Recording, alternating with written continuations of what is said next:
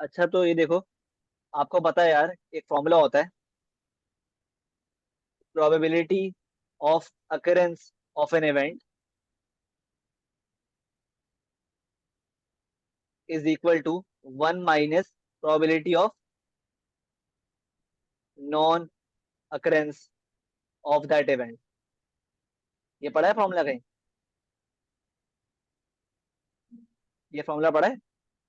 नहीं। एक इवेंट के अकर होने की प्रोबेबिलिटी कितनी होती है? 1 minus probability of non occurrence of that event. क्या मतलब है इस बात का? एक समझते हैं इसको पहले तो, कि लेट से मैं कहता हूँ कि यार आज जो है वो बारिश होगी, today it will rain. Today it will rain की प्रोबेबिलिटी है लेट से 2/5। सही है? तो today it will not rain की प्रोबेबिलिटी क्या है? 1 - 2/5। 3। तो क्या बनती है? 3/5। 3 और ये मतलब है इस फॉर्मूले का, कि एक इवेंट होने की probability occurrence of the event is 1 - non occurrence of that event. ठीक है, बेसिकली जी। ले रहे हैं? मतलब जी। अगर लेट से मुझे आप हम डिस्कस कर रहे हैं भाई कि आज रेन होगी, उसकी प्रोबेबिलिटी क्या है? तो हमें लेट से दी हुई है भाई कि probability it will not rain 3/5 है।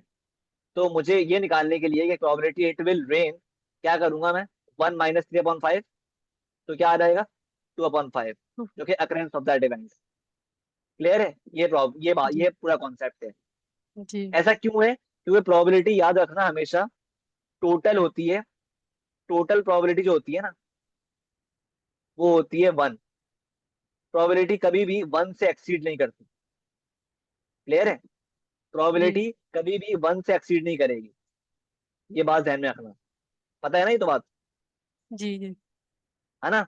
अब इसको, इस कॉन्सेप्ट को लेते हुए, इस फॉर्मूले को लेते हुए हम आगे बढ़ते हैं विद दिस क्वेश्चन।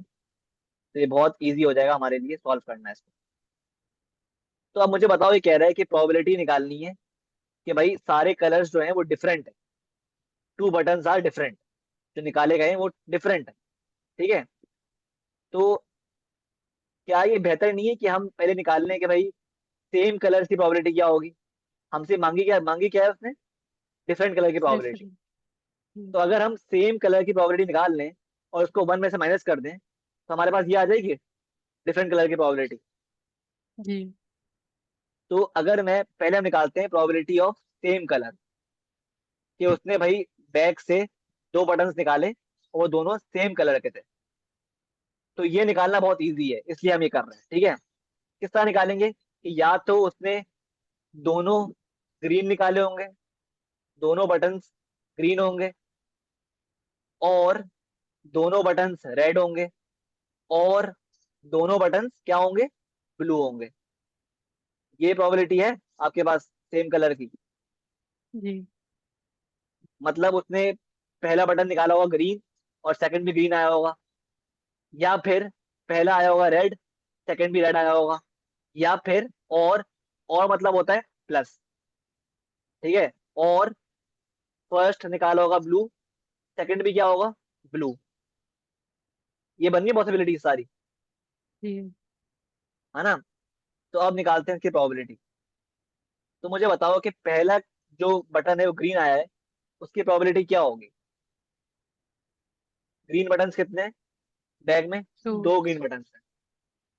टोटल कितने हैं बैग में? 2 + 5 + 6 क्या होता है? टू 13। Plus five 13। तो हमारे पास 13 टोटल बटन हैं बैग में। उसमें से उसने पहली बार जो बटन निकाला वो क्या आया? 2/13 उसकी प्रोबेबिलिटी है। 2/13। सही है? तो हमारे पास ये बैग था, इसमें 13 बटन थे। ठीक है? उसने एक ग्रीन बटन निकाल लिया। सही है? बैग में से, ये बैग था, 1 2 3 4 5 6 7 8 9 10 11 12 13। 13 बटन थे। ठीक है? उसने एक निकाल लिया ग्रीन। और उसको रिप्लेस भी नहीं किया, क्योंकि बात हो रही है विदाउट रिप्लेसमेंट इवेंट्स की, है ना। जी। उसने ग्रीन निकाला और इस बॉल को रिप्लेस भी नहीं किया, वापस डाला भी नहीं। तो अब मुझे बताओ बैग में तो क्या हो गई प्रोबेबिलिटी ग्रीन की, 2/13। 13। दो ग्रीन बॉल्स थी और upon total balls 2/13 multiply by, फिर उसने एक और बॉल निकाली, उसने एक और बॉल निकाली, वो भी क्या थी, ग्रीन। तो मुझे बताओ ये बॉल निकल चुकी थी पहले, तो अब कितनी बॉल बची है बैग में। 1। हाँ ग्रीन बची है 1, और टोटल कितनी बची है, 12। 12। तो जब ये हो जाएगा आपके पास 2/13 इंटू 1/12, ये हो गया ग्रीन का। क्लियर है बात किस तरह हमने कैलकुलेट किया है। जी। प्लस अब आते हैं रेड पर। तो लेट से बैग था, उसने फर्स्ट टाइम जो बटन निकाला, 1 2 3 4 5 6 7 8 9 10 11 12 13, उसने पहले जो बटन निकाला बैग से वो क्या था, रेड था। क्या प्रोबेबिलिटी होगी रेड की निकालने की, रेड कितने हैं बताओ मुझे, 5 है रेड। तो क्या प्रोबेबिलिटी है रेड को निकालने की, पहले 5/13। 5/13, बेहतरीन। तो ये आ गया 5/13 मल्टीप्लाई बाय, फिर उसने, ये खत्म हो गई बॉल निकल गई, ठीक है। फिर उसने एक और बटन निकाली, एक और बटन निकाला, वो भी रेड थी। अब क्या प्रोबेबिलिटी है रेड की, फोर ओवर एक ट्वेल्व बॉल 4/12, ठीक है क्लियर है। जी। प्लस रेड की आ गई, प्लस अब निकालते हैं ब्लू की। मुझे बताओ ब्लू क्या होगा, इसी कॉन्सेप्ट को लेकर बताओ, ब्लू का प्रोबेबिलिटी क्या होगी। ब्लू बॉल्स हमारे पास 6 हैं, तो क्या हो जाएगा, 6/13 मल्टीप्लाई बाय, 5/12। हाँ क्लियर है ये किस तरह निकाला है हमने, जी। जी। कॉन्सेप्ट क्लियर है पूरा। अब इसको आप हाँ सॉल्व जी। करो, सॉल्व करो क्या आ रहा है आंसर, सॉल्व करो। 2/13 into 1/12 plus 5/13 into 4/12 plus 6/13 into 5/12, क्या आ रहा है आंसर, निकालो बताओ मुझे।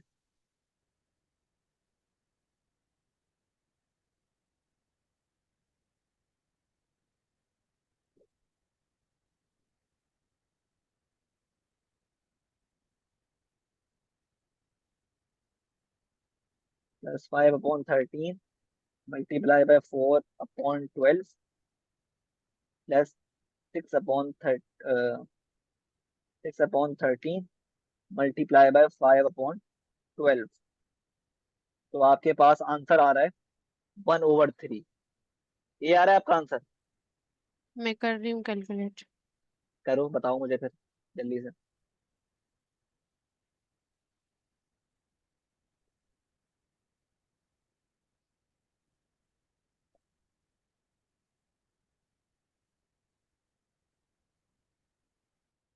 यही आ रहा है।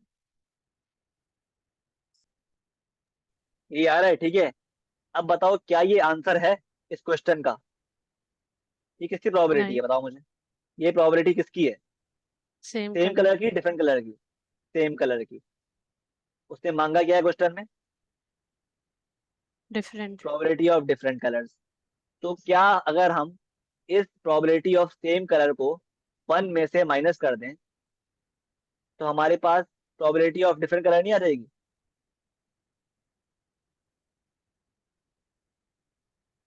आ जाएगी। जी। अगर हम प्रोबेबिलिटी ऑफ सेम कलर को 1 में से माइनस कर दें, टोटल प्रोबेबिलिटी से माइनस कर दें, तो हमारे पास प्रोबेबिलिटी ऑफ डिफरेंट कलर नहीं आ जाएगी, बेस्ड ऑन दिस आ जाएगी। Understanding of this formula. आ जाएगी। तो क्या आ रही है, 1 - 1/3 आ रही है आपके पास, 1 - 1/3 2/3 आ रहा है। तो ये आपके पास बेसिकली आंसर है, प्रोबेबिलिटी है ऑफ द डिफरेंट कलर्स। सही है, ठीक। क्लियर है बात, जी। कॉन्सेप्ट क्लियर है, ये पूरा क्वेश्चन क्लियर है किस तरह हमने सॉल्व हाँ किया, जी। किस तरह निकाला, जी। ये फॉर्मूला क्लियर है। जी। ठीक है, कॉपी करना है कर लिया, कर ली। सही है, आगे बढ़ते हैं। अच्छा अब ये देखो, ये तो बहुत इजी है, हमें इसमें सिर्फ ग्राफ ड्रॉ करना है कॉस एक्स का। तो ये आपने कर शायद लिया पढ़ा था होगा। मैंने। कर लिया था आपने? अच्छा, जी, बी ये नहीं भी कर लिया। समझ आया था। अच्छा बी के लिए ना, बी एक प्रॉपर कॉन्सेप्ट है अलग से, इसको बहुत लंबा कॉन्सेप्ट है बेसिकली। ये एएसटी से कॉन्सेप्ट पढ़ा है आपने? एएसटीसी पढ़ा है कॉन्सेप्ट? जी। हाँ जी। तो इसको किस तरह करते हैं, पहले आप क्या करोगे, पहले आप निकालोगी बेसिक एंगल, है ना, ये करती हो ना। पहले आप फाइंड करोगी बेसिक एंगल, किस तरह, कॉस इनवर्स 0.294। अच्छा देखो याद रखो, आपका जो मोड होगा डिग्री में होगा, क्योंकि जो एंगल दिए में डिग्री में दिए में, है ना। जी। तो करो, कॉस इनवर्स क्या होता है, कॉस इनवर्स 0.294 क्या होता है बताओ मुझे, 72.9 आ रहा है, ये आ जी। रहा है, हाँ सही है। जी। अब देखो, अब सुनो गौर से, हमारे पास, मुझे बताओ क्वेश्चन में कॉस एक्स की वैल्यू क्या है, प्लस 0.294 है या माइनस? प्लस। प्लस है ना, मतलब जी। कॉस का साइन प्लस है, कॉस एक्स का साइन प्लस है। इसका मतलब क्या हुआ, कि जो एंगल होगा, मतलब cos x will lie in what region बताओ, कॉस एक्स प्लस है मेरे पास क्वेश्चन में, तो कॉस एक्स इन चारों में से कौन से रीजन में अप्लाई करेगा, कौन से रीजन में यहाँ पे हम बनाएंगे एंगल इसका। कॉस एक्स पॉजिटिव कहाँ पर होता है, पता है आपको? हाँ। पढ़ा होगा आपने अगर, तो पता होगा कि कॉस एक्स जो पॉजिटिव होता है, वो होता है फर्स्ट क्वाड्रेंट में, और होता है फोर्थ क्वाड्रेंट में, पता है ये बात? जी। ठीक है। तो क्या मतलब हुआ इसका, हमारा जो एक्स है वो बराबर हो गया, हम इस तरह मूव करते हैं, एक्स जो है वो बराबर हो गया पहले 72.9 के डिग्री, फिर हम इस तरह मूव करते हैं, और एक्स बराबर हो गया 360 माइनस 72.9 के। तो आपका एक्स आ रहा है, दो वैल्यूज आ रही हैं, 72.9 डिग्रीज, कॉमा 360 माइनस 72.9, 287.1। ये आपके दो आंसर्स हैं इस क्वेश्चन के। अच्छा ये कॉन्सेप्ट ना, ये जो क्वेश्चन है ना, इस तरह के बहुत सारे क्वेश्चंस मैंने अपनी वीडियो में ना, एक वीडियो है यूट्यूब पर मेरी, पूरे एक्सप्लेन किया हुआ है कॉन्सेप्ट, ठीक है, मुश्किल कॉन्सेप्ट नहीं है। तो मैं काम करूंगा, आपको वीडियो भेज दूंगा, सही है, आप वो वीडियो देख लेना, सही है। ठीक। वो देखने के बाद ना ये सारे कॉन्सेप्ट जो है ना, ये सारे जो क्वेश्चन है इस तरह के क्लियर हो जाएंगे इंशाल्लाह।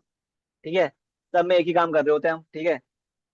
पहले हम एंगल निकालते हैं, फिर हम एएसटीसी बनाते हैं इस तरह से, फिर हम उससे एंगल्स निकालते हैं इस तरह मूव करके, ठीक है, सब में यही कर रहे होते हैं हम, सही है। अभी के लिए जी। क्लियर है ये क्लियर है अभी जो हमने किया है? जी। जी। ठीक है। एक मिनट। अच्छा आगे, कॉपी करियो।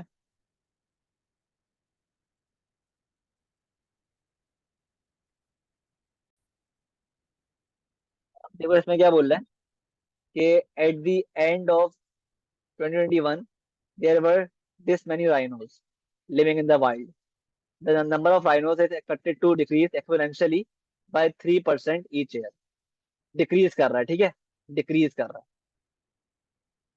each year, ठीक है।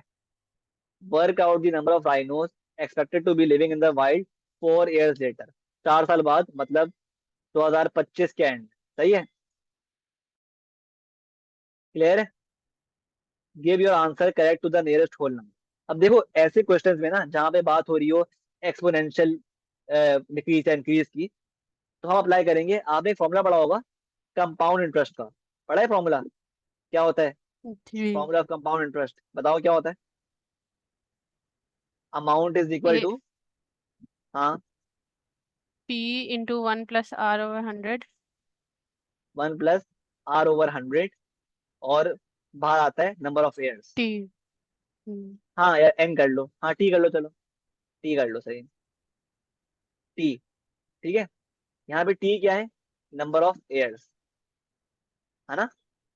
जी। आर क्या है, रेट। पी क्या है, प्रिंसिपल अमाउंट, मतलब अगर इस केस में बात करें हम, तो इनिशियल अमाउंट, इनिशियल अमाउंट, सही है। जी। और ये जो है, ये अमाउंट है आफ्टर इंटरेस्ट, मतलब बाद की अमाउंट, ठीक है।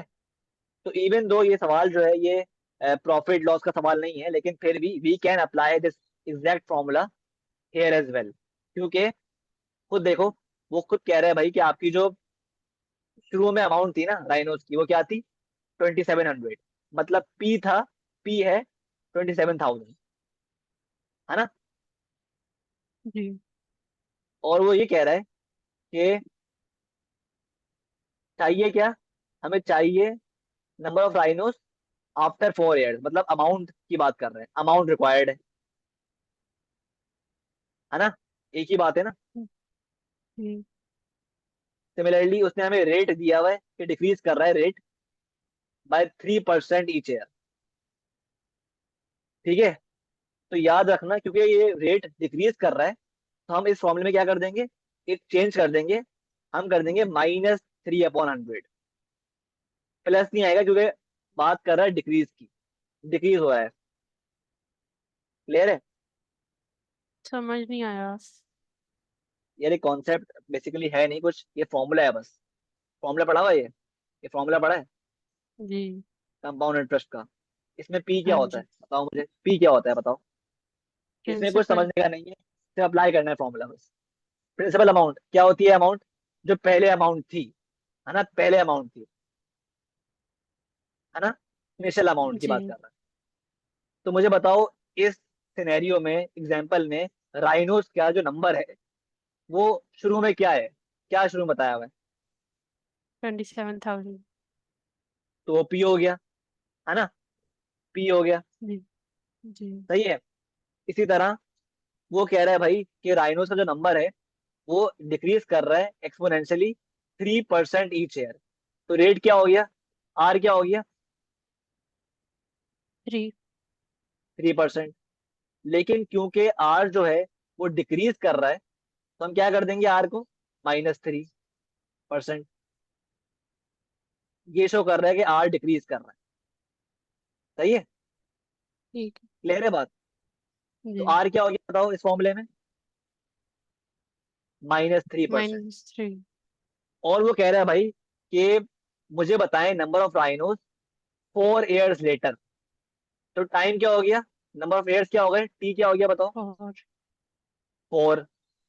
अब क्या करना है, पुट करना है बस। तो मेरे पास ए निकालना है मुझे, मतलब amount of rhinos after 4 years निकालनी है। पी क्या दिया हुआ है हमें, 27,000। 1 प्लस आर क्या है, -3%, मतलब -3/100, है ना। जी। और पावर क्या हो गई, नंबर ऑफ एयर्स, यानी कितने, क्या दिया हुआ है नंबर ऑफ एयर्स, 4। 4। तो सॉल्व कर लो इसको, ए इज इक्वल टू 27,000 इंटू 1 - 3/100 की पावर 4। क्या आंसर आ रहा है, 27,000 इंटू 1 - 3/100 की पावर 4। तो आपके पास आंसर आ रहा है 23902.9। इसको राउंड ऑफ करना है, तो क्या हो गया, 23903। तो ये है amount of rhinos, amount of rhinos 4 years later, आ गई अमाउंट, जी। क्लियर बात। हमने कुछ नहीं किया, हमने सिर्फ कंपाउंड इंटरेस्ट का फॉर्मूला अप्लाई किया है बस, जो वैल्यूज थी उसको पुट करा और आंसर निकाल लिया, क्लियर है कॉन्सेप्ट। जी। ठीक है, किस तरह अप्लाई करते हैं हम कंपाउंड इंटरेस्ट के फॉर्मूले को इन सच एग्जांपल्स, जी। कोई मसला। नहीं।